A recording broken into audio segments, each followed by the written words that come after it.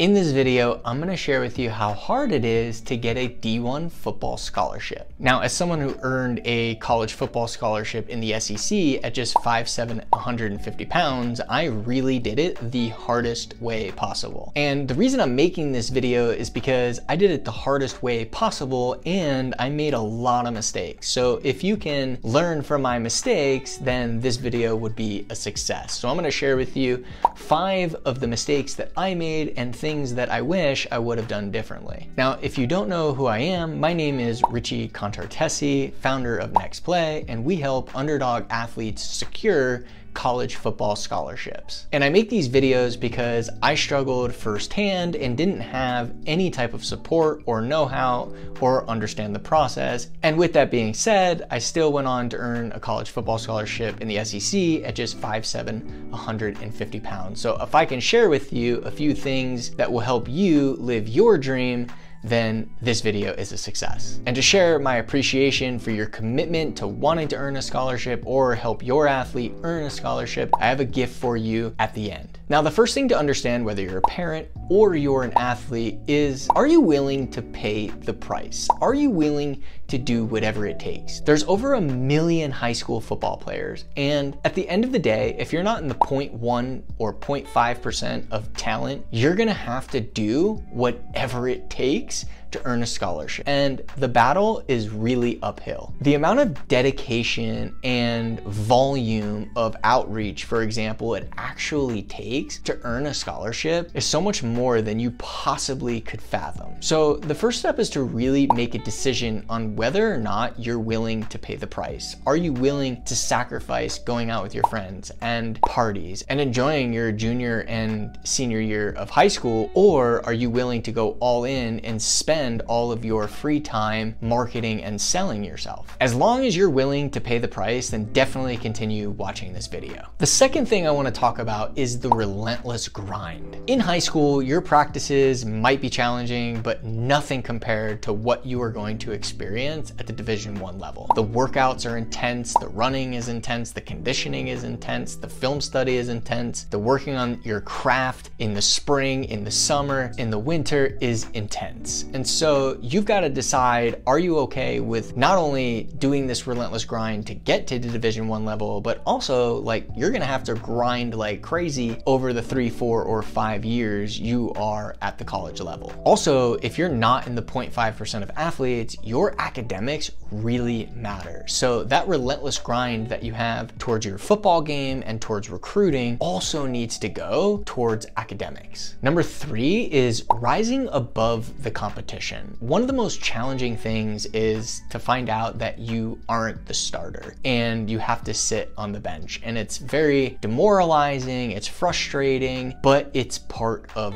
the game. And being able to handle rejection and negativity and failure is really the differentiators between the high school athletes who excel and move forward and the ones that don't. So if something doesn't go your way and you are benched, for example, how do you handle that? Are you meeting with your coach every single day or every single week to find out what you need to do in order to start, and then doing whatever they tell you and then showing them that you did whatever they told you, and doing that every single day or every single week consistently? This is the type of effort that it actually takes that most athletes just won't do. Now, the emotional toll that it takes on you for trying to stand out, whether it's from the coaches or dealing with your friends and what they may think about you, it's mentally draining and it's really difficult. That's why I go back to the first point that I made, which is, are you willing to pay the price? And I'll tell you right now, from my experience, the people that are around you aren't gonna care, and you're not gonna care about them 3, 4, or 5 years from now. So if you're making decisions based on what your friends think, you're making a huge mistake. So when the coach says ones run out on the field, run out onto the field until the coach tells you not to. If you are not the starter, you should be meeting meeting with the coach every day and every week, finding out what you can do to be the starter, doing that thing and showing them that you're doing it. Now, I did say I'd have a gift for you because you were committed and you kept watching this video. And so what I'd like to offer you is a free copy of my book, In Spite of the Odds. I took a year to write this, and I share step by step how I earned a college football scholarship in the SEC at just 5'7", 150 pounds. Now, I poured my heart and soul in this, and I'm willing to give this to you for free because of your commitment. The only thing that I ask is that you cover shipping. So all you have to do is click the link below and go ahead and grab the book, cover shipping, and I'll mail it to you. Now, the fourth point that I want to make is navigating the entire recruiting process. It is very complex, and to be quite frank, there is no one way to do it. There's multiple ways that you can go about doing it, but there is a process that I found for myself and the athletes that we work with today that yields the best results in the least amount of time.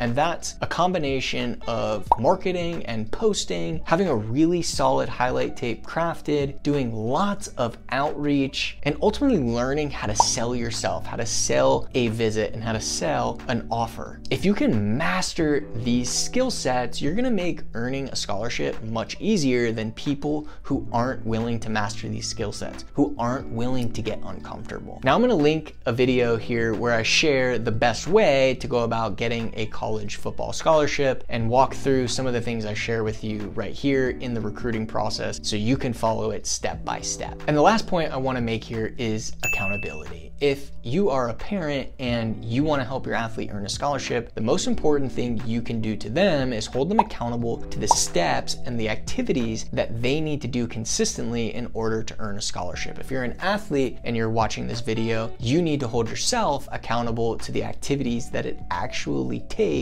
in order to earn a scholarship. Now, there's a simple framework that we teach that I'm going to walk you through right now that you can do on a weekly basis, whether you're a parent or you're an athlete, to ensure that you consistently do these activities. Now, on a weekly basis, the first thing you're going to do is go over the wins for the week. What were some of the things from a recruiting standpoint that went really well for you? How many coaches did you reach out to? How many of those coaches got back to you? How many of those turned into a visit? How many of those visits turned into offers? You're going to track all of the different activities that you're currently doing in order to earn that scholarship. This is when you can review them so that you can see where you're falling short. The third step is to determine what your next play is going to be. Based on the things that went well for the week and the things that you feel like you can improve upon, what's the best next action that you can take in order to improve? Is that reaching out to more coaches? Is that making more phone calls? Is that doing a better job of asking for the visit? Or is that doing a better job of asking for the offer? There's many different things that you could choose a next play for, but the most important is that you have a next play.